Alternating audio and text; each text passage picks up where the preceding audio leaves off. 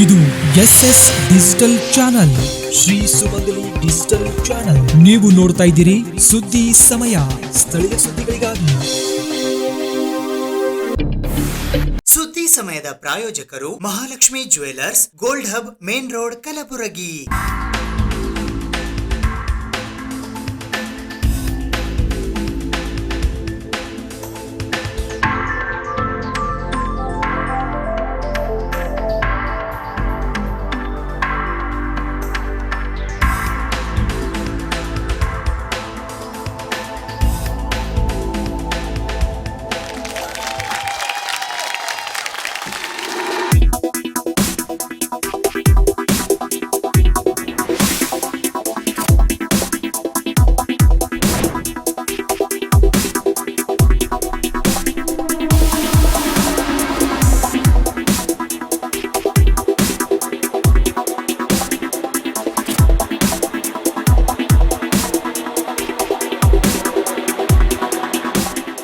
Mahalakshmi jewellers, gold hub, main road, Gulbarga.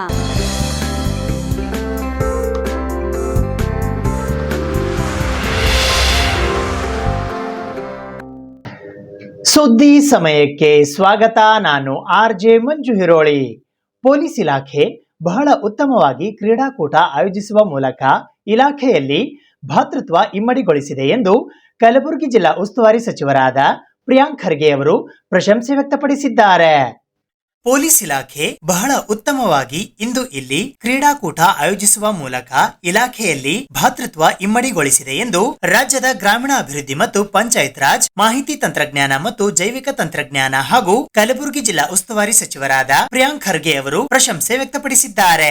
ಅವರು ಶುಕ್ರವಾರ ಕಲಬುರಗಿ ನಗರದ DAR ಪೊಲೀಸ್ ಪರೇಡ್ ಮೈದಾನದಲ್ಲಿ ನಡೆದ ಪೊಲೀಸ್ ವಾರ್ಷಿಕ ಕ್ರೀಡಾಕೂಟ 2024ರ ಸಮಾರೋಪ ಸಮಾರಂಭದಲ್ಲಿ ಭಾಗವಹಿಸಿ ಮಾತನಾಡಿದರು. ಜನರಿಗೆ ಖಾದಿಗಿಂತಲೂ ಖಾಕಿಯ ಮೇಲೆ ಹೆಚ್ಚಿನ ನಂಬಿಕೆ ಇದೆ, ಏಕೆಂದರೆ ಯಾವುದೇ ಸಮಸ್ಯೆ ಬಂದಾಗ ಸಾರ್ವಜನಿಕರು ಪೊಲೀಸರ ಹತ್ತಿರ ಸಹಾಯಕ್ಕಾಗಿ ಧಾವಿಸುತ್ತಾರೆ. ಕಾರಣ ನಿಮ್ಮ ಮೇಲೆ ವಿಶ್ವಾಸ ಹೆಚ್ಚಿದೆ. ಇಂದು ಸಮಾಜ ನಿರ್ಭಯವಾಗಿ ಜೀವಿಸುತ್ತಿರುವುದಕ್ಕೆ ಕರ್ನಾಟಕ ಪೊಲೀಸ್ ಕಾರಣವಾಗಿದೆ ಎಂದು ಪೊಲೀಸ್ ಸೇವೆಯನ್ನು ಸಚಿವರು ಕೊಂಡಾಡಿದರು. ಸರ್ಕಾರದ ಕಾರ್ಯಕ್ರಮಗಳು ಹಾಗೂ ಯೋಜನೆಗಳು ಕಟ್ಟುನಿಟ್ಟಾಗಿ ಜನರಿಗೆ ತಲುಪಬೇಕಾದರೆ ಗೃಹ ಇಲಾಖೆಯ ಪಾತ್ರ ಮಹತ್ವದ್ದಾಗಿದೆ. ಕಾನೂನಿನ ಸಂರಕ್ಷಣೆಯೇ ಮೂಲ ಮಂತ್ರವಾಗಿಸಿಕೊಂಡಿರುವ ಪೊಲೀಸರ ಹತ್ತಿರ ಸಾರ್ವಜನಿಕರು ಬರುವುದಕ್ಕೆ ಇದು ಕಾರಣವಾಗಿದೆ. ಹಾಗಾಗಿ ನಾನು ಪೊಲೀಸರ ಸೇವೆಗೆ ಅಭಿನಂದನೆ ಸಲ್ಲಿಸುತ್ತೇನೆ ಎಂದರು. ನಿಮ್ಮ ಕುಟುಂಬ ವರ್ಗದವರಿಗೆ ಕೂಡ ಈ ಸಂದರ್ಭದಲ್ಲಿ ಅಭಿನಂದನೆ ಸಲ್ಲಿಸಲೇಬೇಕು, ಏಕೆಂದರೆ ಹಬ್ಬ ಹರಿದಿನಗಳಲ್ಲಿಯೂ ಕೂಡ ನಿಮ್ಮ ಕರ್ತವ್ಯದ ನಡುವೆ ನೀವು ಗೈರು ಹಾಜರಾದರೂ ಅವರು ಎಲ್ಲವನ್ನು ಸುಸೂತ್ರವಾಗಿ ಮನೆಯನ್ನು ನಿಭಾಯಿಸಿಕೊಂಡು ಹೋಗುತ್ತಿದ್ದಾರೆ. ಈ ಹಿಂದೆ ಗುರ್ಮಿಟ್ಕಲ್ ನಲ್ಲಿ PSI ಒಬ್ಬರು ತಮ್ಮ ಮಗನ ಹುಟ್ಟುಹಬ್ಬದ ಕಾರ್ಯಕ್ರಮ ಬಿಟ್ಟು ಸೇವೆ ಮಾಡಿದ್ದರು ಎಂದು ನೆನಪಿಸಿಕೊಂಡ ಸಚಿವರು ಮತ್ತೊಮ್ಮೆ ಎಲ್ಲರಿಗೂ ಅಭಿನಂದನೆ ಸಲ್ಲಿಸಿದರು. ಸರಕಾರ ಹಾಗೂ ತಾವು ಪೊಲೀಸ್ ಇಲಾಖೆಯ ಹಿತರಕ್ಷಣೆಗೆ ಬದ್ಧವಾಗಿದ್ದು SP ಅವರ ಬೇಡಿಕೆಯಂತೆ ಪೊಲೀಸ್ ಸಿಬ್ಬಂದಿಗಳಿಗೆ ವಸತಿ ಗೃಹ ನಿರ್ಮಾಣ ಮಾಡಲು ಪ್ರಯತ್ನಿಸಲಾಗುವುದು. ಇದಕ್ಕೆ ಈ ವರ್ಷ 20 ರಿಂದ 25 ಕೋಟಿ ರೂಪಾಯಿ ಅನುದಾನ ತೆಗೆದಿರಿಸಲಾಗುವುದು ಎಂದು ಪ್ರಿಯಾಂಕ್ ಖರ್ಗೆ ಭರವಸೆ ನೀಡಿದರು. ಕಲಬುರಗಿ ದಕ್ಷಿಣ ಮತಕ್ಷೇತ್ರದ ಶಾಸಕರಾದ ಅಲ್ಲಮಪ್ರಭು ಪಾಟೀಲ್ ಅವರು ಮಾತನಾಡಿ, ಪೊಲೀಸರು ಉತ್ತಮವಾಗಿ ಕಾರ್ಯನಿರ್ವಹಿಸುತ್ತಿದ್ದು, ಇತ್ತೀಚೆಗೆ ಆಸ್ಪತ್ರೆಯಲ್ಲಿ ಮಗುವಿನ ಅಪಹರಣವಾದಾಗ ಕೆಲವೇ ಗಂಟೆಗಳಲ್ಲಿ ನಗರ ಪೊಲೀಸರು ಪತ್ತೆ ಹಚ್ಚಿ ಮಗುವನ್ನು ಮತ್ತೆ ತಾಯಿಯ ಮಡಿಲಿಗೆ ಸೇರಿಸುವಂತೆ ಮಾಡಿ ಹಸುಗೂಸು ಕದ್ದಿದ ಆರೋಪಿಗಳನ್ನು ಬಂಧಿಸಿರುವುದು ರಾಜ್ಯವ್ಯಾಪಿ ಪ್ರಶಂಸೆಗೆ ಕಾರಣವಾಗಿದೆ ಎಂದ ಅವರು, ಪೊಲೀಸರು ಕರ್ತವ್ಯದ ಜೊತೆಗೆ ಕ್ರೀಡೆಗಳಲ್ಲಿ ಭಾಗವಹಿಸಿರುವುದು ಸಂತೋಷದ ವಿಚಾರವಾಗಿದೆ. ಇದು ಅವರನ್ನು ಮತ್ತಷ್ಟು ಹುರುಪಿನಿಂದ ಕೆಲಸ ಮಾಡಲು ಸಹಕಾರಿಯಾಗುತ್ತದೆ ಎಂದರು. ವಿವಿಧ ಕ್ರೀಡೆಗಳಲ್ಲಿ ಪ್ರಥಮ, ದ್ವಿತೀಯ ಹಾಗೂ ತೃತೀಯ ಬಹುಮಾನ ಪಡೆದ ಪೊಲೀಸ್ ತಂಡಗಳಿಗೆ ಹಾಗೂ ಉತ್ತಮವಾಗಿ ಕಾರ್ಯನಿರ್ವಹಿಸಿದ ಪೊಲೀಸ್ ಪುರುಷ ಹಾಗೂ ಮಹಿಳಾ ಅಧಿಕಾರಿಗಳಿಗೆ ಇದೇ ಸಂದರ್ಭದಲ್ಲಿ ಸ್ಮರಣಿಕೆ ನೀಡಿ ಗೌರವಿಸಲಾಯಿತು. ವೇದಿಕೆಯ ಮೇಲೆ ಅಫ್ಜಲ್ಪುರ ಮತಕ್ಷೇತ್ರದ ಶಾಸಕರಾದ MY ಪಾಟೀಲ್, ವಿಧಾನ ಪರಿಷತ್ತಿನ ಸದಸ್ಯರಾದ ಶಶಿಲ್ ಜಿ ನಮೋಶಿ, ತಿಪ್ಪಣ್ಣಪ್ಪ ಕಮಕ್ನೂರ್, ಸಾಬಣ್ಣ ತಳವಾರ್, ಕಲಬುರಗಿ ನಗರ ಅಭಿವೃದ್ಧಿ ಪ್ರಾಧಿಕಾರದ ಅಧ್ಯಕ್ಷರಾದ ಮಜಹರ್ ಆಲಂ ಖಾನ್, ಕಲಬುರಗಿಯ ಜಿಲ್ಲಾಧಿಕಾರಿಗಳಾದ B ಫೌಜಿಯಾ ತರನ್ನುಂ, ಕಲಬುರಗಿ ಜಿಲ್ಲಾ ಪಂಚಾಯಿತಿಯ ಮುಖ್ಯ ಕಾರ್ಯನಿರ್ವಾಹಕ ಅಧಿಕಾರಿಗಳಾದ ಭವರ್ ಸಿಂಗ್ ಮೀನಾ ಸೇರಿದಂತೆ ವಿವಿಧ ಹಂತದ ಪೊಲೀಸ್ ಅಧಿಕಾರಿಗಳು, ನಿವೃತ್ತ ಅಧಿಕಾರಿಗಳು ಹಾಗೂ ಕುಟುಂಬ ವರ್ಗದವರು ಭಾಗವಹಿಸಿದ್ದರು. ಕಲಬುರಗಿ ಜಿಲ್ಲಾ ಪೊಲೀಸ್ ವರಿಷ್ಠಾಧಿಕಾರಿಗಳಾದ ಅಡ್ಡೂರು ಶ್ರೀನಿವಾಸಲು ಅವರು ಸ್ವಾಗತಿಸಿದರು. ಹೆಚ್ಚುವರಿ SP ಎನ್ ಶ್ರೀನಿಧಿ ಅವರು ವಂದನಾರ್ಪಣೆ ಸಲ್ಲಿಸಿದರು. ನೇತೃತ್ವದಲ್ಲಿ ತಮ್ಮ ಧ್ವಜದೊಂದಿಗೆ ಮುಖ್ಯ ಅತಿಥಿಗಳಿಗೆ ಗೌರವ ವಂದನೆ. ತದನಂತರ ಗ್ರಾಮೀಣ ತಂಡ ಶ್ರೀ ಹೇಮಂತ್ ಕುಮಾರ್ RSI DAR ಅವರ ನೇತೃತ್ವದಲ್ಲಿ ತಮ್ಮ ತಂಡದ ಧ್ವಜದೊಂದಿಗೆ ಮುಖ್ಯ ಅತಿಥಿಗಳಿಗೆ ಗೌರವ ವಂದನೆ. ತದನಂತರ ಆಳಂದ್ ತಂಡ ಶ್ರೀ ರಾಹುಲ್ ಪವಾಡೆ PSI DCಪುರ್ ಪೊಲೀಸ್ ಠಾಣೆಯವರ ನೇತೃತ್ವದಲ್ಲಿ ಮುಖ್ಯ ಅತಿಥಿಗಳಿಗೆ ಗೌರವ ವಂದನೆ. ತದನಂತರ ಶಾಬಾ ತಂಡ ಶ್ರೀ ತಿಮ್ಮಯ್ಯ PSI ಕಾಳಗಿ ಪೊಲೀಸ್ ಠಾಣೆಯವರ ನೇತೃತ್ವದಲ್ಲಿ ತಮ್ಮ ತಂಡದ ಧ್ವಜದೊಂದಿಗೆ ಮುಖ್ಯ ಅತಿಥಿಗಳಿಗೆ ಗೌರವ ವಂದನೆ. ತದನಂತರ ಚಿಂಚೋಳಿ ತಂಡ ಶ್ರೀ ಅಮರ್ ಕುಲಕರ್ಣಿ PSI ಸುಲೇಪೇಟ್ ಪೊಲೀಸ್ ಠಾಣೆಯವರ ನೇತೃತ್ವದಲ್ಲಿ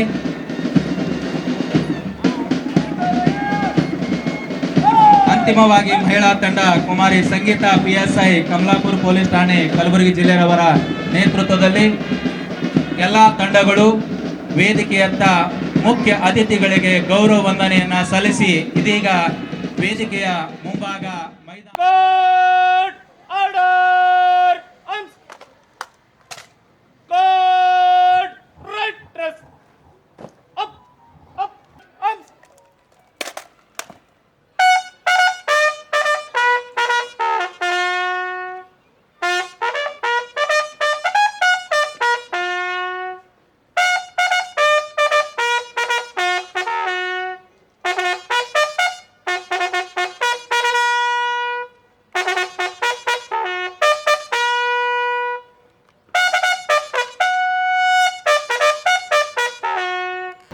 ಶಿಸ್ತುಬದ್ಧ ನಡಿಗೆಯೊಂದಿಗೆ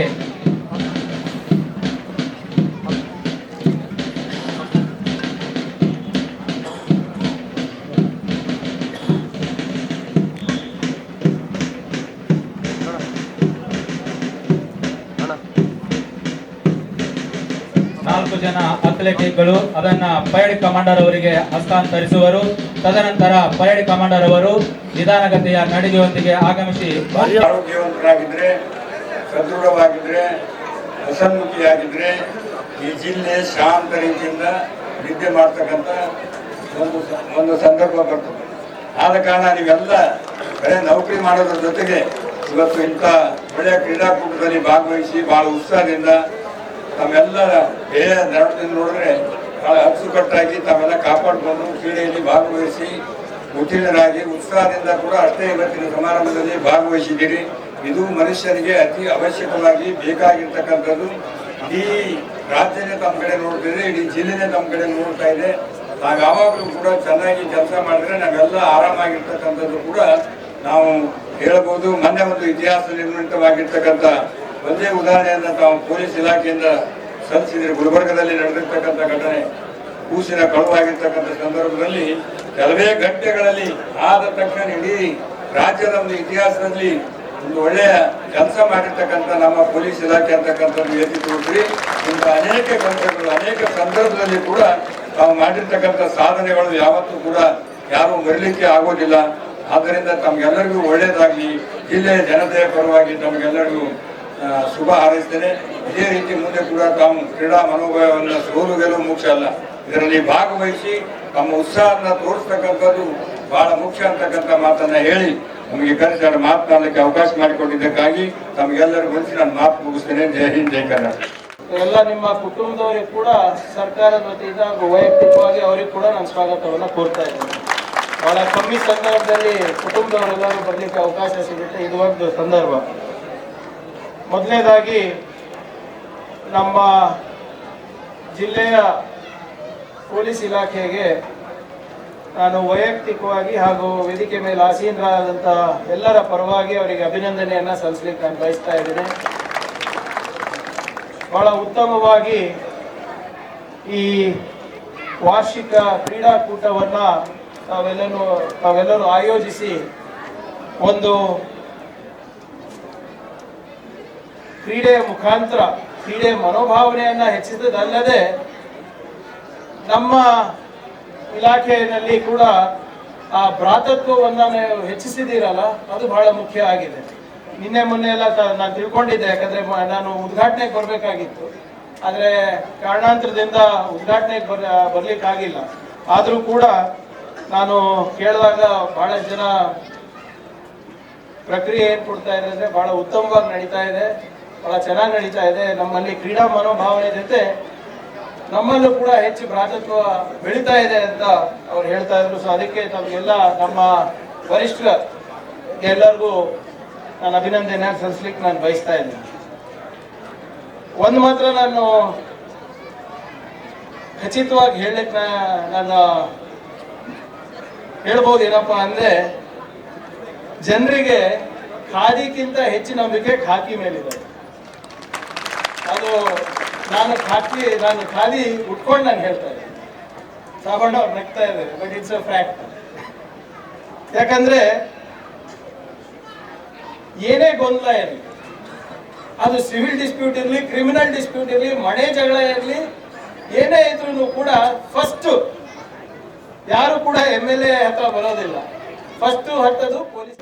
ಅದು ನಿಮ್ ಸಂಬಂಧ ಇರುತ್ತೋ ಇರೋದಿಲ್ವೋ, ಇಟ್ ಸಿವಿಲ್ ಮ್ಯಾಟರ್ ಇರ್ಬೋದು, ಗಂಡ ಹೆಂಡತಿ ಜಗಳ ಇರ್ಬೋದು, ಜಾತ್ರೆ ಜಗಳ ಇರ್ಬೋದು, ಏನೇ ಇದ್ರೂ ಕೂಡ ಫಸ್ಟ್ ಪೊಲೀಸ್ ಅವ್ರ ಹತ್ರ ಹೋಗ್ತಾರೆ. ಇದು ಯಾಕಂತ ಹೇಳಿದ್ರೆ ಒಂದು ನಂಬಿಕೆ ಇದೆ ಅವರಿಗೆ. ನಮ್ಮ ಸಮಾಜ ಇವತ್ತು ಸ್ಥಿರವಾಗಿದೆ, ಶಾಶ್ವತವಾಗಿದೆ, ಅದ್ರ ಪಾಡಿಗೆ ಅದು ನಡ್ಕೊಂಡು ಹೋಗ್ತಾ ಇದೆ, ಯಾವುದೇ ಭಯ ಇರ್ಲಾರ್ದೆ ಅಂದ್ರೆ ಅದಕ್ಕೆ ಮೂಲ ಕಾರಣ ಗೃಹ ಇಲಾಖೆ ಅಂತ ನಾನು ಘಂಟಾಘೋಷವಾಗಿ ನಾನು ಹೇಳಲಿಕ್ಕೆ ಬಯಸ್ತೇನೆ. ತಾವು ಇರಲಿಲ್ಲ ಅಂದ್ರೆ ಬಹುಶಃ ನಮ್ಮ ಸಮಾಜ ನಡೆಯೋದು ಕಷ್ಟ ಆಗ್ಬೋದು. ನಾವು ಏನೇ ನೀತಿ ಮಾಡಿದ್ರು, ಏನೇ ನಿಯಮಗಳು ಮಾಡಿದ್ರು, ನಾವು ಒಳ್ಳೆ ಆಡಳಿತ ಕೊಟ್ಟರು ಕೂಡ ಬೇರೆ ಮಟ್ಟದಲ್ಲಿ ಅದಕ್ಕೆ ಅನುಷ್ಠಾನಕ್ಕೆ ನಮ್ಮ ಕಾನೂನು, ನಮ್ಮ ನೀತಿಗಳು ಮತ್ತೆ ನಮ್ಮ ಸಂವಿಧಾನ ಜಾರಿಗೆ ತರೋದು ಅದು ನಮ್ಮ ಖಾಕಿ ಪಡೆ ಅಂತ ನಾನು ಬಹಳ ಹೆಮ್ಮೆಯಿಂದ ನಾನು ಹೇಳಲಿಕ್ಕೆ ಬಯಸ್ತೇನೆ. ವ್ಯಕ್ತಿತ್ವ ವಿಕಾಸ ಎಜುಕೇಷನ್ ಸೊಸೈಟಿ ಓಕಳಿ ವಿದ್ಯಾಮಂದಿರ ಕಲಬುರಗಿಯಲ್ಲಿ ಅಂತರ್ಶಾಲಾ ಮಕ್ಕಳ ಕಥೆ ಹೇಳುವ ಸ್ಪರ್ಧೆ, ಭಾಷಣ ಸ್ಪರ್ಧೆ ಮತ್ತು ಚಿತ್ರಕಲಾ ಸ್ಪರ್ಧೆ ಏರ್ಪಡಿಸಲಾಗಿತ್ತು. ವ್ಯಕ್ತಿತ್ವ ವಿಕಾಸ ಎಜುಕೇಷನ್ ಸೊಸೈಟಿಯ ಕನ್ನಡ ಕಾನ್ವೆಂಟ್ ಹಿರಿಯ ಪ್ರಾಥಮಿಕ ಹಾಗೂ ಕನ್ನಡ ಕಾನ್ವೆಂಟ್ ಪ್ರೌಢಶಾಲೆ, ವಿಕಾಸ್ ಇಂಗ್ಲಿಷ್ ಮೀಡಿಯಂ ಸ್ಕೂಲ್ ಮತ್ತು ವಿಶಾಲ ಪದವಿ ಪೂರ್ವ ಕಾಲೇಜು, ಶ್ರೀಮತಿ ಕಮಲಾ ಬಸವರಾಜ್ ಪಾಟೀಲ್ ಓಕಳಿ ಪದವಿ ಕಾಲೇಜು, ಓಕಳಿ ವಿದ್ಯಾಮಂದಿರ, ಮಹಾತ್ಮ ಬಸವೇಶ್ವರ ನಗರ ಕಲಬುರಗಿಯ ವತಿಯಿಂದ ಕಥಾ ಸಂಗಮ 23, ಭಾಷಣ ಸ್ಪರ್ಧೆ 16 ಹಾಗೂ ಚಿತ್ರಕಲೆ ಸ್ಪರ್ಧೆ 3, ಅಂತರ್ಶಾಲಾ ಮಕ್ಕಳ ಕಥೆ ಹೇಳುವ ಭಾಷಣ ಸ್ಪರ್ಧೆ ಹಾಗೂ ಚಿತ್ರಕಲಾ ಸ್ಪರ್ಧೆಯ ಉದ್ಘಾಟನಾ ಸಮಾರಂಭವು ದಿನಾಂಕ 29 ನವೆಂಬರ್ 2024 ಶುಕ್ರವಾರದಂದು ಬೆಳಿಗ್ಗೆ 9:30 ಗಂಟೆಗೆ ಶಾಲೆಯ ಮಂಗಳ ದೀಪ ಬೆಳ್ಳಿ ಮಂಟಪ ಸಭಾಂಗಣದಲ್ಲಿ ಜರುಗಿತು. ಇದರ ಉದ್ಘಾಟಕರಾಗಿ ವ್ಯಕ್ತಿತ್ವ ವಿಕಾಸ ಎಜುಕೇಷನ್ ಸೊಸೈಟಿ ಓಕಳಿ ವಿದ್ಯಾಮಂದಿರ, ಎಂಬಿನಗರ ಕಲಬುರಗಿಯ ಆಡಳಿತ ಅಧಿಕಾರಿಗಳಾದ ಕವಿತಾ ಜೆ ಪಾಟೀಲ್ ಆಗಮಿಸಿದ್ದರು. ಮುಖ್ಯ ಅತಿಥಿಗಳಾಗಿ ಕರ್ನಾಟಕ ಸಾಹಿತ್ಯ ಅಕಾಡೆಮಿಯ ಸದಸ್ಯರು ಹಾಗೂ ನಿವೃತ್ತ ಪ್ರಾಧ್ಯಾಪಕರಾದ ಡಾಕ್ಟರ್ ಚಂದ್ರಕಲಾ ಬಿದರಿ ಆಗಮಿಸಿದ್ದರು. ಅಧ್ಯಕ್ಷತೆಯನ್ನು ವ್ಯಕ್ತಿತ್ವ ವಿಕಾಸ ಎಜುಕೇಷನ್ ಸೊಸೈಟಿಯ ಪ್ರಧಾನ ಕಾರ್ಯದರ್ಶಿಗಳಾದ ಜಯರಾಜ್ ಬಿ ಪಾಟೀಲ್ ಓಕಳಿ ವಹಿಸಿದ್ದರು.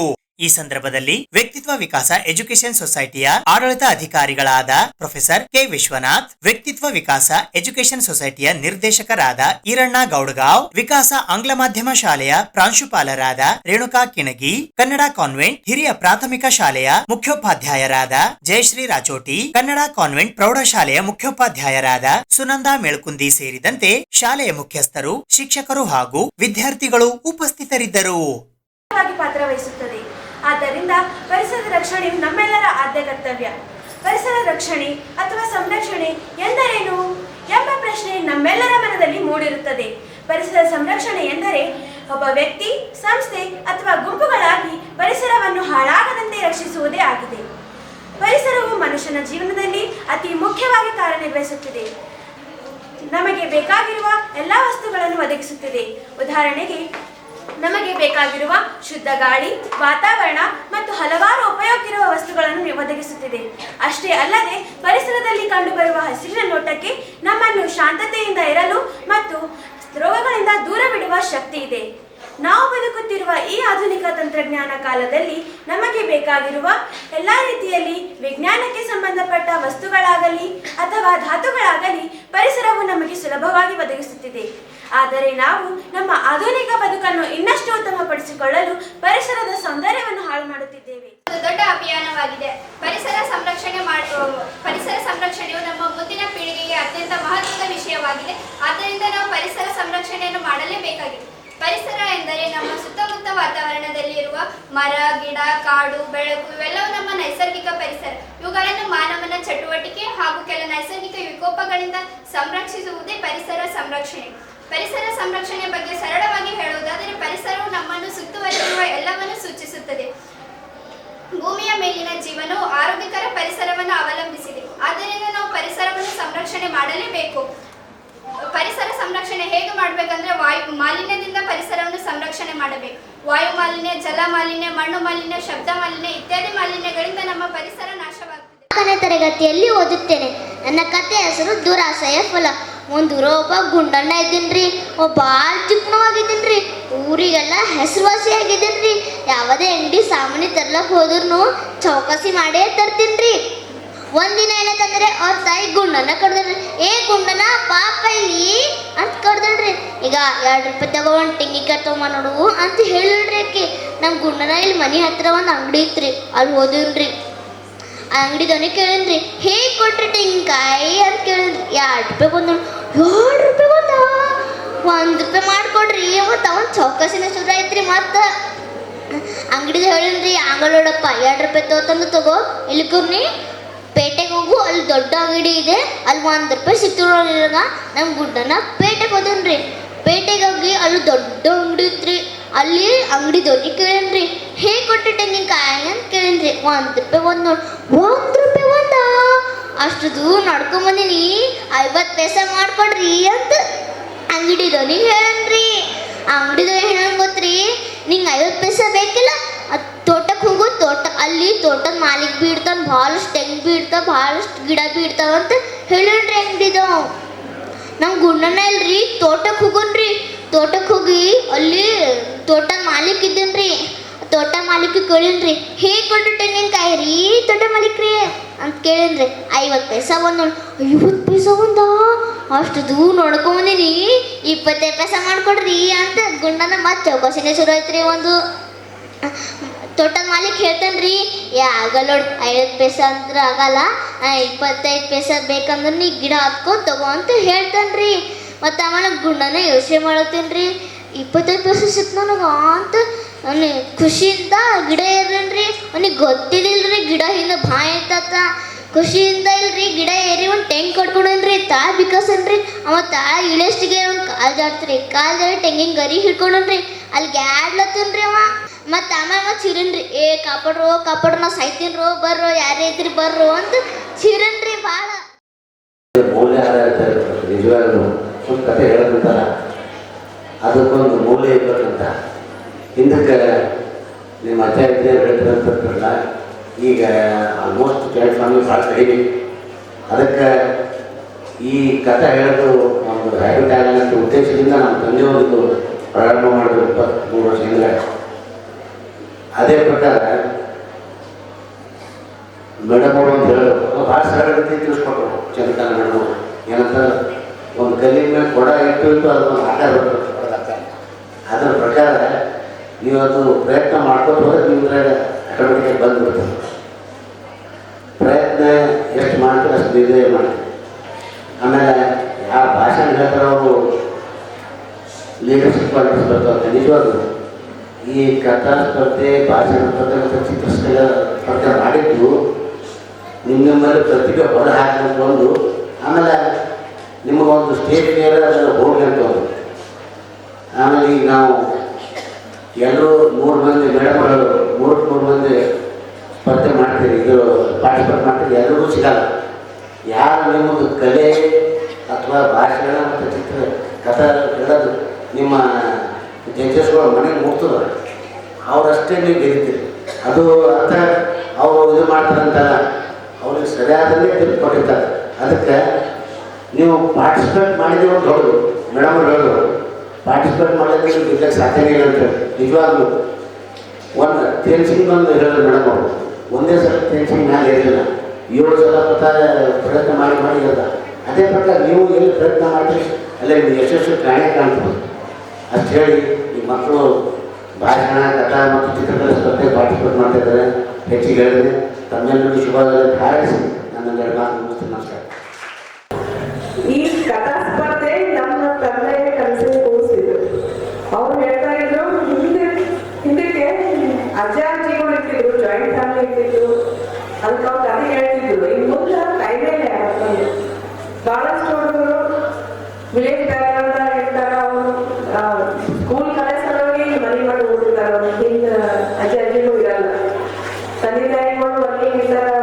ಸಿಗಲ್ಲ. ಅದ್ರ ಸಲುವಾಗಿ ನಮ್ಮ ಟೀಚರ್ಸಿಗೆ ನೀವು ಕ್ಲಾಸ್ನೇ ಕತೆ ಹೇಳ್ಬೇಕು. ಆ ಕತೆ ಅದೇ ಕತೆ ಅಂತಲ್ಲ, ಯಾವುದೇ ಕತೆ ಅದಕ್ಕೆ ಒಳ್ಳೆ ನೀತಿ ಇರ್ಬೇಕು, ಮಾರಲ್ ವ್ಯಾಲ್ಯೂಸ್ ಅಂತಾರಲ್ಲ ಆ ಥರ ನೀವು ಹೇಳ್ಕೊಂಡ ಬಾಯಲ್ಲಿ ಅವರು ಅದು ಸ್ಟಾರ್ಟ್ ಮಾಡಿದ್ರು. ಇದೇ ನೀಟಾಗಿ ಬಂದಿರಲ್ಲ ಪಾರ್ಟಿಸಿಪೆಂಟ್ಸ್ ಅಂತ ಒಪ್ಪಿದ್ರು. ಅವರು ಇವತ್ತು ಗುಲ್ಬರ್ಗ ಕಾರ್ಪೊರೇಷನ್ ಕಮಿಷನರ್ ಆಗಿದ್ರು. ನಾವು ಎಷ್ಟಾಗಿ ಕರೆಸಿದ್ವಿ ಅವರಿಗೆ ನಮ್ಮ ಸ್ಕೂಲಿಗೆ. ಅವ್ರು ಬಂದು ಬಹಳ ಹೇಳ್ಕೊಂಡ್ರು, ಬಂದು ಇನಾಗ್ರೇಷನ್ ಎಲ್ಲ ಮಾಡಿ ಭಾಷಣ ಮಾಡಿ ಅಂತ ಹೇಳಿದ್ರು. ಏನಂದ್ರೆ ನಾನು ನಿಮ್ಮ ಸ್ಕೂಲಿಗೆ ಕಥಾ ಸ್ಪರ್ಧೆಗೆ ಪಾರ್ಟಿಸಿಪೇಟ್ ಮಾಡಿದ್ದೆ. ಅವ್ರು ಇವತ್ತು ಸೇಡಂ, ನಮ್ಮ ಸೇಡಂ ತಾಲೂಕಿನಾಗ ತಹಸೀಲ್ದಾರ ಕೆಲಸ ಮಾಡ್ತಾ ಇದ್ದಾರೆ. ಅವ್ರ ಹೆಸರು ಶ್ರೇಯಾಂಕ ಧನಶ್ರೀ ಅಂತ. ನಿಮಗೆ ಏನೇನು ಗೊತ್ತು? ನಾನು ಹೇಳೋ ಉದ್ದೇಶ ಏನಂದ್ರೆ ನಿಮ್ಗೆ ಎಷ್ಟು ಎಕ್ಸ್ಪೋಜರ್ ಸಿಗ್ತದೆ ಅಷ್ಟು ನೀವು ಕಾಂಪಿಟೇಟಿವ್ ವರ್ಲ್ಡ್ಗೆ ಎಲಿಜಿಬಲ್ ಆಗ್ತೀರಿ. ಅದ್ರ ನೀವು ನಿಮಗೆ ಏನಾದ್ರೂ ಸಾಧಿಸ್ಬೇಕು, ಇದು ಒಂದು ದಾರಿ. ಕಥಾ ಸ್ಪರ್ಧೆ ಎಲ್ಲರೂ ಒಂದೊಂದು ದಾರಿ. ಒಂದು ಸಣ್ಣ ಕಥೆ ಹೇಳಿ ನಾನು ಭಾಷಣ ಮುಗಿಸ್ತೀನಿ. ನಾನು ಒಂದ್ ತಾಯಿ ಮಗಳು ಇದ್ದಂತ, ಮಗಳಿಗೆ ಏನ್ ಹೇಳಿದ್ರು ಅದು ಆಗಲ್ಲ, ಇದು ಆಗಲ್ಲ ಅಂದ್ರೆ ಅಯ್ಯೋ ಅದು ಸಾಧ್ಯ ಇಲ್ಲ, ಈಗ ಅದು ತಗೊಂಡ್ರೆ ಅದು ಆಗಲ್ಲ, ಇದು ಕೆಲಸ ಮಾಡೋದಕ್ಕಾಗಲ್ಲ, ಓದಿದ್ರೆ ಅದು ಆಗಲ್ಲ. ತಾಯಿ ಏನ್ ಹೇಳ್ಬೇಕಪ್ಪ ಅಂದ್ರೆ ತಾಯಿ ಹೇಳ್ತಿದ್ದಂತೆ ಯಾವಾಗ್ಲೂ, ನೋಡಮ್ಮ ಏನೇ ಇದೆ ಸತತ ಪ್ರಯತ್ನದಿಂದ ನಿಮ್ಗೆ ಸಾಧ್ಯ ಆಗ್ತದೆ, ನೀವು ಮಾಡ್ರಿ ಅಂದ್ರೆ ಹೇಳ್ತಿದ್ದಿಲ್ಲಂತೆ. ಈಗ ಹೆಂಗ್ ಕಲ್ಸ್ಬೇಕಪ್ಪ ಅಂತ ಇಬ್ರು ಗಂಡ ಕೂಡಿ ಪ್ಲಾನ್ ಮಾಡೋದು ಮಾಡಿ ರಾತ್ರಿ ಟೈಮ್ ಅಂತಲ್ಲ, ಎಲ್ಲರೂ ಡೈನಿಂಗ್ ಟೇಬಲ್ ಅಲ್ಲಿ ಊಟ ಕೂತಾಗ ಈ ಗಂಡ ಹೇಳಿದಂತೆ ನೀವು ಲೈಟ್ ಆಫ್ ಮಾಡ್ಬಿಡ್ರಿ. ಲೈಟ್ ಆಫ್ ಮಾಡಿದ್ರೆ ಅದು ಟೇಸ್ಟಿ ನೀವು ತಿಂತಿಲ್ಲ, ಪಿಜ್ಜಾ ಇದ್ದಂಥದ್ದು ಟೇಬಲ್ ಲೈಟ್ ಆಫ್ ಮಾಡಿ ಎಲ್ಲ ಕಷ್ಟ ಮಗಳಿಗೆ ಹೇಳಿದಂತ ತಿನ್ಬೇಡ ಮತ್ತೆಲ್ಲ ಇವಾಗ ಮುಂದೆ ಹೋಗ್ಲದಂತ. ಗಂಟೆ ಹೋಗ್ತದ ಇವಾಗ ಮುಂದೆ ಲೈಟ್ ಇರ್ಲಿ ಬಿಡ್ಲಿ ಸೀದಾ ಬಾಯಿಗೆ ಹೋಗ್ತದ ಪಿಜ್ಜಾ ಅಂತ. ಅದು ಹೆಂಗ್ ಬಾಯಿಗೆ ಹೋಗ್ತದ? ಯಾಕಂದ್ರೆ ನೀವು ಹುಟ್ಟದಾಗಿಂದ ಬಾಯಿಗೆ ಹಾಕೋತೀರಿ. ಅದರ ಅರ್ಥ ಏನು? ಸತತ ಪ್ರಯತ್ನ. ನೀವೇನೇ ಸಾಧಿಸಬೇಕಾದ್ರೂ ನೀವು ಮೊದಲಿಂದನೇ ಗೋಲ್ ಇಟ್ಕೋಬೇಕು. ಯಾರು ಹುಟ್ಟದಾಗಿಂದ ಅಂತಲ್ಲ ಬಾಲ್ ಇಂಟೆಲಿಜೆಂಟ್ ಹಾಗಿರಲ್ಲ. ಬಾಲ್ ಇಂಟೆಲಿಜೆಂಟ್ ಅವ್ರು ಸಣ್ಣವರಿಂದಲೇ ಅವ್ರಿಗೆ ಗೈಡೆನ್ಸ್ ಸಿಕ್ತು. ಕಲಬುರಗಿ ನಗರದ ನೆಹರುಗಂಜ್ ಪ್ರದೇಶದಲ್ಲಿ ಇರುವ ಪ್ರತಿಭಾ ಇಂಟರ್ನ್ಯಾಷನಲ್ ಶಾಲೆಯಲ್ಲಿ ಚಿಣ್ಣರ ವಿಜ್ಞಾನ ಮೇಳ ಕಾರ್ಯಕ್ರಮ ಆಯೋಜಿಸಲಾಗಿತ್ತು. ದಿನಾಂಕ 30ನೇ ನವೆಂಬರ್ 2024ರಂದು ಕಲಬುರಗಿ ನಗರದ ನೆಹರುಗಂಜ್ನಲ್ಲಿ ಇರುವ ಎಸಿಸಿ ಟ್ರಸ್ಟ್ ಅಡಿಯಲ್ಲಿ ಇರುವ ಪ್ರತಿಭಾ ಇಂಟರ್ನ್ಯಾಷನಲ್ ಆಂಗ್ಲ ಮಾಧ್ಯಮ ಪ್ರಾಥಮಿಕ ಹಾಗೂ ಪ್ರೌಢಶಾಲೆಯ ವಿದ್ಯಾರ್ಥಿಗಳಿಂದ ವಿಜ್ಞಾನ ಹಾಗೂ ಗಣಿತ ವಿಷಯಕ್ಕೆ ಸಂಬಂಧಿಸಿದಂತೆ 85ಕ್ಕೂ ಹೆಚ್ಚು ಪ್ರಯೋಗಗಳು ರಚಿಸಿ ಅದರ ವಿವರಣೆಯನ್ನು ವಿವರಿಸಿದ್ದಾರೆ. ಇದನ್ನು 1500ಕ್ಕೂ ಹೆಚ್ಚು ವಿದ್ಯಾರ್ಥಿಗಳು ವೀಕ್ಷಿಸಿದರು. ವಿದ್ಯಾರ್ಥಿಗಳೊಂದಿಗೆ ಆಗಮಿಸಿದ ಪಾಲಕ ಮತ್ತು ಪೋಷಕರು ಇದನ್ನು ವೀಕ್ಷಿಸಿ ಶಾಲಾ ಆವರಣದಲ್ಲಿ ಅವರಿಗಾಗಿಯೇ ಇರುವ ಮನೋರಂಜನಾ ಆಟಗಳನ್ನು ಆಯೋಜಿಸಿದ್ದ ಪ್ರಯುಕ್ತ ಆಟ ಆಡಿ ಹರ್ಷ ವ್ಯಕ್ತಪಡಿಸಿದರು. ಇದನ್ನು ಶಾಲೆಯ ಮುಖ್ಯಸ್ಥರಾದ ಸಂಗಮೇಶ್ ಇಮಡಾಪುರ್ ಅವರು ಉದ್ಘಾಟಿಸಿ ಮಕ್ಕಳಿಗೆ ವಿಜ್ಞಾನ ಕ್ಷೇತ್ರದಲ್ಲಿ ಉನ್ನತ ಮಟ್ಟಕ್ಕೇರಲು ಸಹಕಾರಿಯಾಗುವ ಎಲ್ಲಾ ಸೌಲಭ್ಯಗಳನ್ನು ನೀಡುವ ಭರವಸೆಯೊಂದಿಗೆ ವಿದ್ಯಾರ್ಥಿಗಳನ್ನು ಪ್ರೋತ್ಸಾಹಿಸಿದರು. ವಿದ್ಯಾರ್ಥಿಗಳ ಈ ಕಾರ್ಯಕ್ಕೆ ಸಹಕರಿಸಿದ ಎಲ್ಲಾ ಶಿಕ್ಷಕರಿಗೂ ಹಾಗೂ ಪ್ರೋತ್ಸಾಹಿಸಿದ ಪಾಲಕ ಪೋಷಕರಿಗೂ ಶಾಲಾ ಮುಖ್ಯಸ್ಥರಿಗೂ ಅಭಿನಂದನೆಗಳನ್ನು ಸಲ್ಲಿಸಿದರು. ಈ ಸಂದರ್ಭದಲ್ಲಿ ಶ್ರೀಮತಿ ನಾಗವೇಣಿ, ಅಶ್ವಿನಿ ಪೋದ್ದಾರ್, ಗಾಯತ್ರಿ, ಅನಿಲ್ ಕುಮಾರ್, ಗಿರೀಶ್ ಸರ್ ಅವರ ಸಮ್ಮುಖದಲ್ಲಿ ಈ ಚಿಣ್ಣರ ವಿಜ್ಞಾನ ಮೇಳ ಕಾರ್ಯಕ್ರಮ ಜರುಗಿತು. I am studying in 5th standard right section. Today we are going to explain about the layers of the atmosphere. Atmosphere is a mixture of gases present around the surface of the earth due to its gravitational attraction. Good morning everyone. My name is Maheshwari. I am studying in 5th standard. Today's project name is tribal community. In tribal community there are mountains, trees, animals, ponds and the tribal peoples. In the olden days the people not have dress. That's why they hunt the animal and wear their skin. You can see in the picture the peoples are wearing the animals skin. You can see the hut, this is a mountain, this is the trees, this is the animals and pond, this is a fire, this is the pond. Good afternoon. My name is Pooja RH. We made a max exhibition in our school. It is the max branch that is called trigonometry with surface areas and volume. It is related to surface areas and volume and it is related to trigonometric. It is we choose 4 cylinders, we choose 4 solid shapes that is sphere, hemisphere, cylinder and cone. There is a relationship between these figures. If we cut the sphere into halves, it makes the hemisphere. The volume of the hemisphere is half of the sphere. And there is a relationship between cylinder and cone. The volume of cone is 1/3 of the cylinder. And it is related to the trigonometry part, where we see introduction to trigonometry and applications of trigonometry. In applications, we measure the height of the buildings or height of the towers by through two types, that is angle of elevation and angle of depression. Okay, ಇವತ್ತಿನ ಈ ಪ್ರತಿಭಾ international ಶಾಲೆಯಲ್ಲಿ ನಾವು ಮಕ್ಕಳ ಮೂಲಕ science ಎಕ್ಸಿಬಿಷನನ್ನು conduct ಮಾಡಿದ್ದಿದೆ. So ಇದರಲ್ಲಿ 5th ಸ್ಟ್ಯಾಂಡರ್ಡಿಂದ 10th ಸ್ಟ್ಯಾಂಡರ್ಡ್ವರೆಗೂ ಎಲ್ಲ ವಿದ್ಯಾರ್ಥಿಗಳು, ವಿದ್ಯಾರ್ಥಿನಿಯರು, ಎರಡೂ ಜನ ಪಾಲಕರ ಒಂದು ಆಗಮನದಿಂದ ಈ ಒಂದು ಎಕ್ಸಿಬಿಷನನ್ನು ನಾವು ಕಂಡಕ್ಟ್ ಮಾಡಿದ್ದೀವಿ. ಈ ಒಂದು ಎಕ್ಸಿಬಿಷನ್ನಲ್ಲಿ ಎಲ್ಲ ಮಕ್ಕಳು ತಮ್ಮದೇ ಆದಂಥ ಒಂದು ವಿವಿಧತೆಯನ್ನು ತೋರಿಸಿ ಪಾಲಕರಿಗೆ ಮತ್ತು ಇಲ್ಲಿನ ನಮ್ಮ ಸಿಬ್ಬಂದಿ ವರ್ಗದವರಿಗೂ ಒಂದು ಹೆಮ್ಮೆ ವಿಷಯವಾಗಿ ಈ ಕಾರ್ಯಕ್ರಮವನ್ನು ಅಳವಡಿಸಲಾಗಿದೆ. Myself Sinchana, I am going to tell about human digestive system, which we take food. First it goes to the buccal cavity. Buccal cavity means mouth. The process of taking food into the body is called ingestion. It mixes with saliva, which is present in salivary gland. Afterwards it goes to the esophagus. Esophagus means food pipe. Afterwards it goes to the stomach. Stomach, there is hydrochloric acid, which helps us to digest the food. There is digestive juice, which is secreted by liver and gallbladder. Afterwards it goes to the small intestine. The small intestine is about 7.5 meter long. It takes the oxygen with carbon dioxide and water from food. Remaining undigested food, it goes to the large intestine. The large intestine is about 2.5 meter long. It takes the water and salts from undigested food. Afterwards it goes to the rectum, and whole body undigested food is released through anus. Kalaburagi ನಗರದ ದಿಶಾ ಪದವಿ ಪೂರ್ವ ಕಾಲೇಜಿನಲ್ಲಿ Rotary club Kalaburagi ಉತ್ತರ ವಲಯದ ವತಿಯಿಂದ cancer ಕುರಿತು ಅರಿವು ಮೂಡಿಸುವ ಕಾರ್ಯಕ್ರಮ ಆಯೋಜಿಸಲಾಗಿತ್ತು. ಕ್ಯಾನ್ಸರ್ ರೋಗವನ್ನು ಆರಂಭಿಕ ಹಂತದಲ್ಲಿಯೇ ಪತ್ತೆ ಹಚ್ಚಿ ಚಿಕಿತ್ಸೆ ನೀಡಿದರೆ ರೋಗವನ್ನು ಗುಣಮುಖ ಮಾಡಬಹುದು ಮತ್ತು ನಿಯಂತ್ರಣದಲ್ಲಿ ಇಡಬಹುದು ಎಂದು ಕಲಬುರಗಿಯ HCG ಕ್ಯಾನ್ಸರ್ ಆಸ್ಪತ್ರೆಯ ಕ್ಯಾನ್ಸರ್ ರೋಗ ತಜ್ಞರಾದ ಡಾಕ್ಟರ್ ಶರಣಬಸಪ್ಪ ಹತ್ತಿಯವರು ಇಂದು ಕಲಬುರಗಿ ನಗರದ ದಿಶಾ ಪದವಿ ಪೂರ್ವ ಕಾಲೇಜಿನಲ್ಲಿ ರೋಟರಿ ಕ್ಲಬ್ ಗುಲ್ಬರ್ಗಾ ಉತ್ತರ ವಲಯದ ವತಿಯಿಂದ ಆಯೋಜಿಸಲಾಗಿದ್ದ ಕ್ಯಾನ್ಸರ್ ಬಗ್ಗೆ ಅರಿವು ಕಾರ್ಯಕ್ರಮದಲ್ಲಿ ಮಾತನಾಡುತ್ತಾ ಹೇಳಿದರು.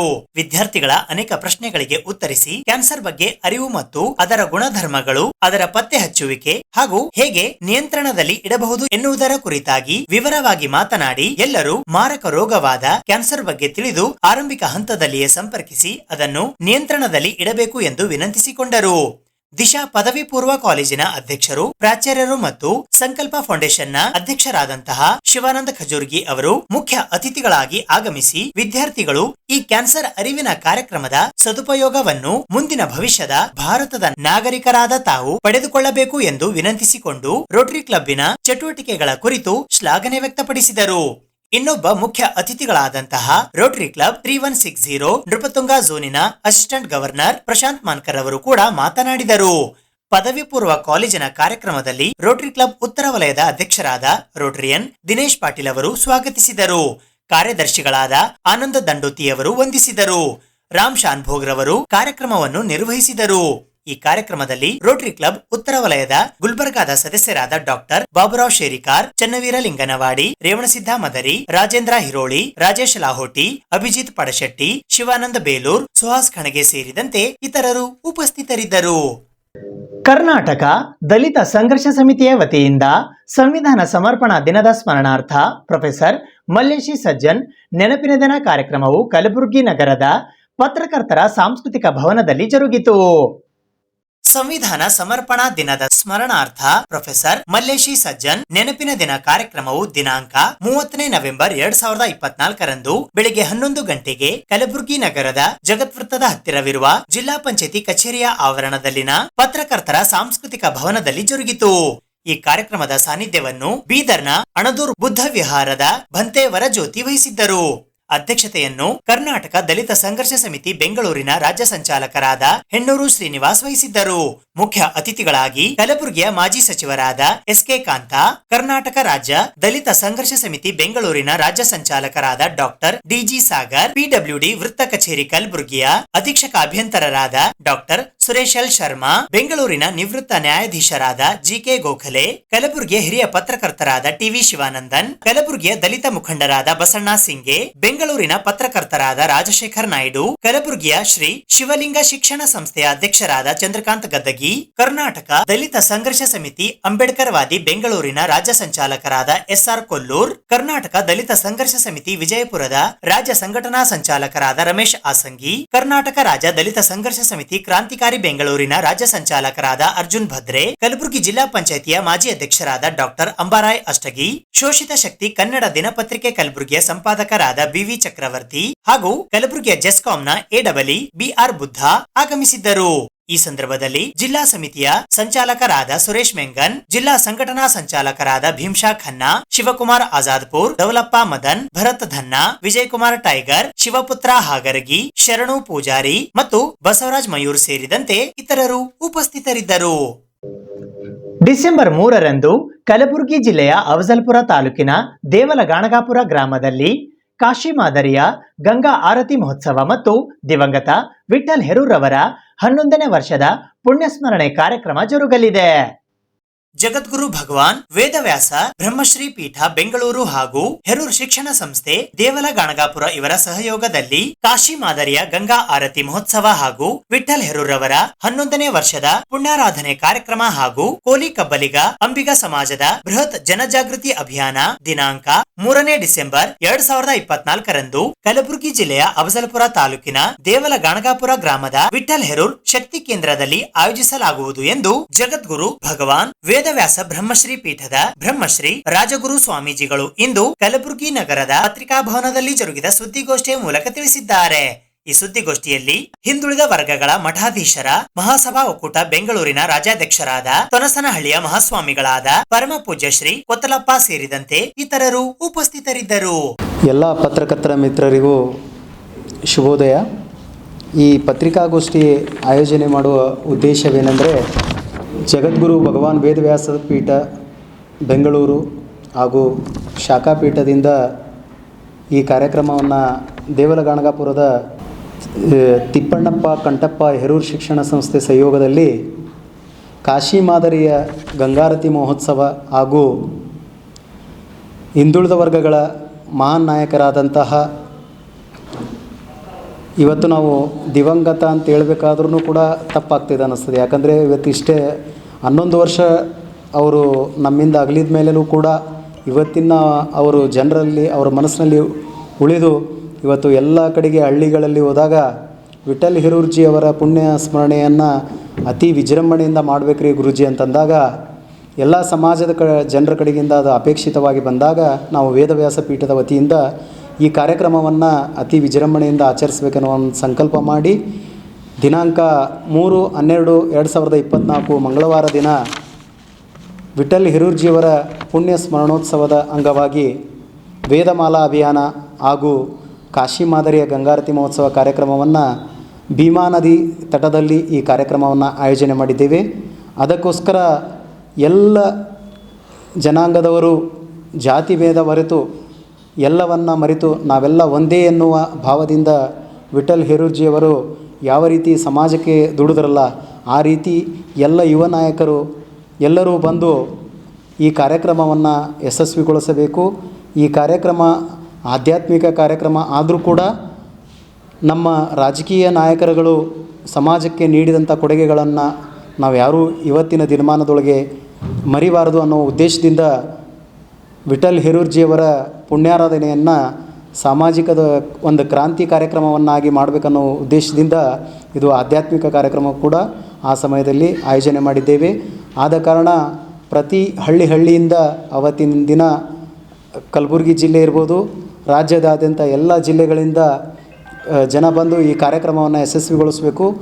ಈ ಕಾರ್ಯಕ್ರಮದ ಪ್ರಯುಕ್ತ ನಾವು ಸುಮಾರು ಒಂದು 7 ಜಿಲ್ಲೆಯಲ್ಲಿ, ಕಲ್ಯಾಣ ಕರ್ನಾಟಕದ 7 ಜಿಲ್ಲೆಗಳಲ್ಲಿ ಪತ್ರಿಕಾಗೋಷ್ಠಿಗಳನ್ನು ಮಾಡಿ ಅಲ್ಲಿ ಪ್ರಮುಖ ಹಳ್ಳಿಗಳು ಮತ್ತು ಪ್ರಮುಖ ನಾಯಕರುಗಳನ್ನ ಸಂಪರ್ಕ ಮಾಡಿ ಅಲ್ಲಿ ಹೋಬಳಿ ಮಟ್ಟದೊಳಗೆ ಕೆಲವೊಂದು ಸಭೆಗಳನ್ನ ಮಾಡಿ ಈಗ ಕೊನೆಯ ಹಂತದಲ್ಲಿ ನಾವು ದೇವಲಗಣಗಾಪುರದಲ್ಲಿ 3ನೇ ತಾರೀಕದಂದು ಈ ಕಾರ್ಯಕ್ರಮ ಮಾಡ್ತಾ ಇದ್ದೀವಿ. ಅದಕ್ಕೋಸ್ಕರ ಎಲ್ಲ ಜನ ಬಂದು ಈ ಕಾರ್ಯಕ್ರಮವನ್ನು ಯಶಸ್ವಿಗೊಳಿಸಬೇಕು.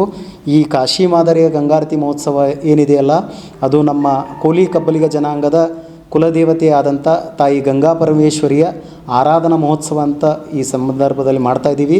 ಅದಕ್ಕೋಸ್ಕರ ಎಲ್ಲ ಜನರು ಬಂದು ಆ ದೇವಿ ಕೃಪೆಗೆ ಪಾತ್ರ ಆಗಬೇಕಂತ ವೇದವ್ಯಾಸ ಪೀಠದಿಂದ ನಾವು ಮನವಿ ಮಾಡ್ತಾಯಿದ್ದೀವಿ. ಗುರು ಸಾಕ್ಷಾತ್ ಪರಬ್ರಹ್ಮ ತಸ್ಮೈ ಶ್ರೀ ಗುರುಗರ್ಮ.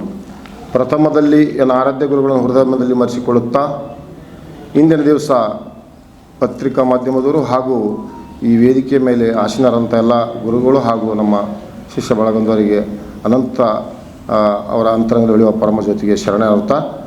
ನಾವು ಇಂದಿನ ದಿವಸ ಯಾವ ಕಲ್ಯಾಣ ಕರ್ನಾಟಕ ಈ ಒಂದು ಜಿಲ್ಲೆಯಲ್ಲಿ ಕಲಬುರಗಿ ಜಿಲ್ಲೆಯ ಗಣಗಾಪುರ ಗ್ರಾಮದಲ್ಲಿ ಈ ಒಂದು ಕಾರ್ಯಕ್ರಮ ಆಯೋಜನೆ ಮಾಡಲಾಗುತ್ತದೆ. ಕಾಶಿ ಮಾದರಿಯ ಗಂಗಾ ಆರತಿ ಮಹೋತ್ಸವ ಕಾರ್ಯಕ್ರಮ ಹಾಗೂ ದಿವಂಗತ ವಿಠ್ಠಲ್ ಹಿರೂರವರ ಪುಣ್ಯಾರಾಧನೆ ಕಾರ್ಯಕ್ರಮ.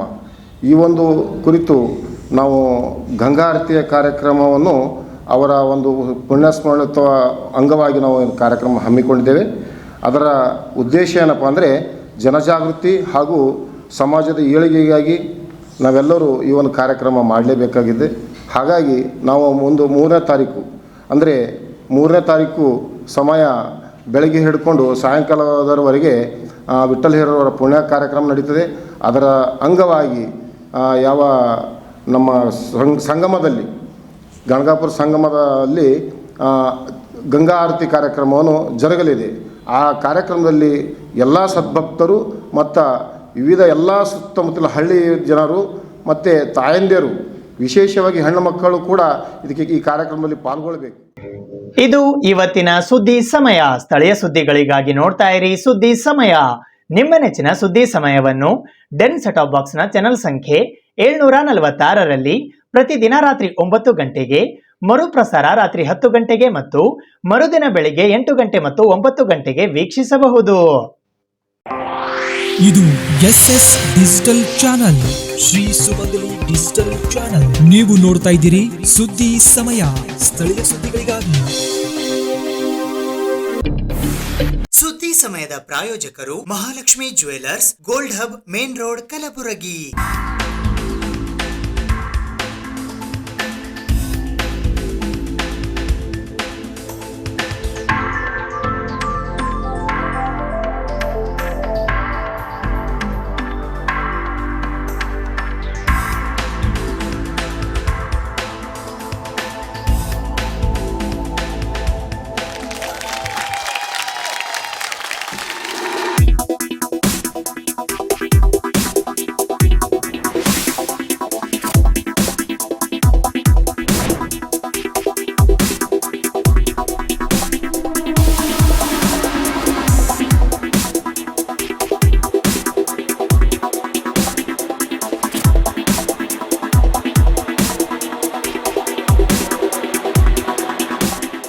Mahalakshmi jewellers, gold hub, main road, Gulbarga.